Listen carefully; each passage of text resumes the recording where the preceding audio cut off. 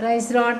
ஆண்டவரும் கர்த்தருமாய் இயேசு கிறிஸ்துவின் வல்லமையுள்ள நாமத்தினால உங்களை வாழ்த்துக்கிறேன். மீண்டுமாக இன்னொரு புதிய நாளை தந்த கர்த்தருடைய நாம மகிமைக்காக நம்மளை ஆண்டவர் கூட்டி சேர்த்திருக்காங்க. அதுக்காக ஆண்டவரை ஸ்தோத்திரிக்கலாம்.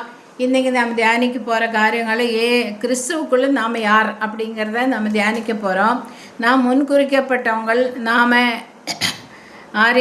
நாம் அழைக்கப்பட்டவங்கள் அப்படின்னு சொல்லி நான் பார்க்கும்போது, நான் முன்குறிக்கப்பட்டவன் சொல்லும்போது எஃபேசியர் 1:4 உலக தோற்றத்துக்கு முன்னால் நீங்கள் முன்குறிக்கப்பட்டவர்கள்னு சொல்லப்படுகிறது.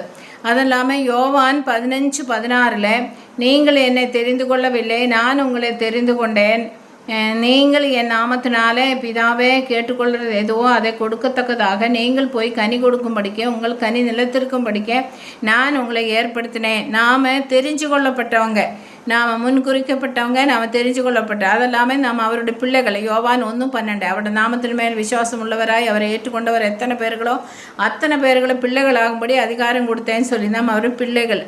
யோவான் 15:5 நீங்களே நான் என் சிநேகிதர், நீங்கள் என் ஊழியக்காரன் அல்ல என் சிநேகிதர்னு சொல்லி ஆண்டு சொல்கிறாங்க.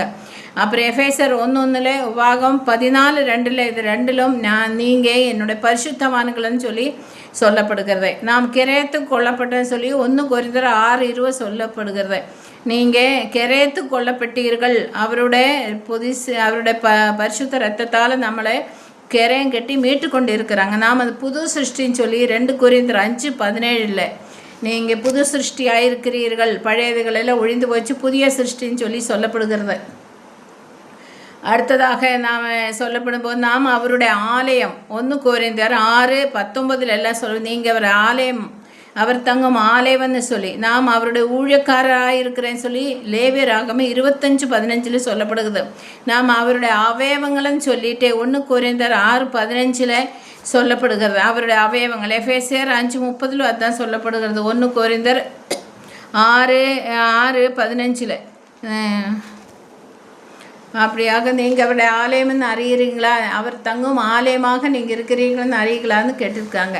அதனால் இந்த கிறிஸ்துவுக்குள் நாம் முன்குறிக்கப்பட்டவங்க, தெரிஞ்சு எடுக்கப்பட்டவங்க, பிள்ளைகளை, சிநேகிதரை, பரிசுத்தவான்கள், கிரயத்து கொல்லப்பட்டவங்கள், புது சிருஷ்டி, நாம் அவருடைய ஆலயம், அவருடைய ஊழியக்காரர், அவருடைய அவயவங்கள், இப்படியெல்லாம் கிறிஸ்துவுக்குள்ளே நம்ம இருக்கிறோம். அதனால் நம்ம பாக்கியவான்கள், அவரோடு நாம் இணைஞ்சிருக்கிறோம், அவரோடு கூட நம்ம பரலோகத்துக்கு போவோம். இது நிச்சயம். நாம் இதுக்காக நம்ம இப்போ ஜெபிக்க போகிறோம். நல்லாண்டவரே, நன்றியோடு உன்னை துதிக்கிற வசனத்தை கேட்குற யாருக்கும் இந்த பாக்கியம் உண்டாகட்டும். அவர் பிள்ளைகள், அவருடைய சொத்து, சொந்தம், அவருடைய பங்கு, அப்படியெல்லாம் வேத சொல்கிறதுக்காக சோத்திரிக்கிற கடந்த வார்த்தைகளில் ஆசீர்வதி கேட்குற அனைவருக்கும் பாக்கியம் கொடு. இயேசுவின் நாமத்தினால்